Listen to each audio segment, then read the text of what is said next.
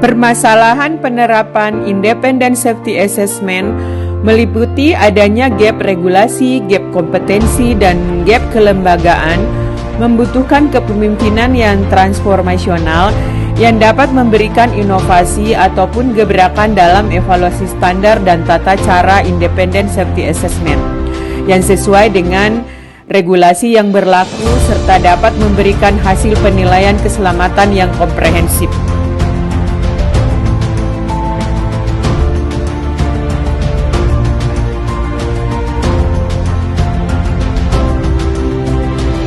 Strategis yang saat ini berkembang pesat adalah dengan adanya perkembangan teknologi perkereta apian yang sangat cepat sekali.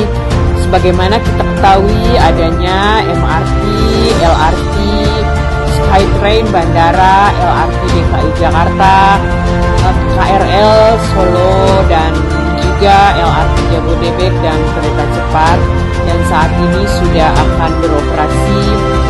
Melihat situasi dan masalah ini, tantangan yang dihadapi adalah bagaimana kinerja keselamatan yang harus dilakukan pengendalian. Dalam hal ini kita melihat masih ada kecelakaan yang terjadi bukan hanya di Indonesia tapi di negara-negara berkembang juga dan negara-negara maju. Analisis masalah yang kita siapkan di sini bahwa konsep safety assessment independen ini terdiri dari yang kita kenali adalah gap pengawasan pada proses pembangunan atau proses pengadaan, di mana terjadi gap regulasi, gap kompetensi, dan gap kelembagaan, sehingga kami mengusung inovasi ataupun gebrakan dalam evaluasi standar dan tata cara Independent Safety Assessment.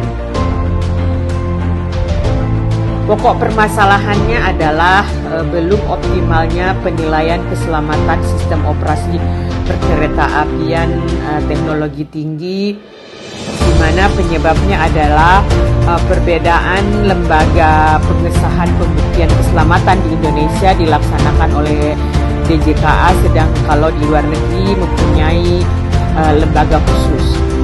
Belum seimbangnya kemampuan kompetensi SDM dengan teknologi yang berkembang pesat pada perkereta-apian nasional. Belum optimalnya tata cara pengawasan keselamatan hanya berbasis safety assessment dengan menerima laporan AISA dari operator tanpa akreditasi di Indonesia. Tumpang tindihnya tugas pengawasan dalam integrasi sistem keselamatan perkereta-apian, K3 keselamatan dan konstruksi. Kondisi saat ini belum terdapat aturan yang jelas tentang pelaksanaan Independent Safety Assessment. SDM, inspektur atau auditor masih dalam jumlah yang terbatas.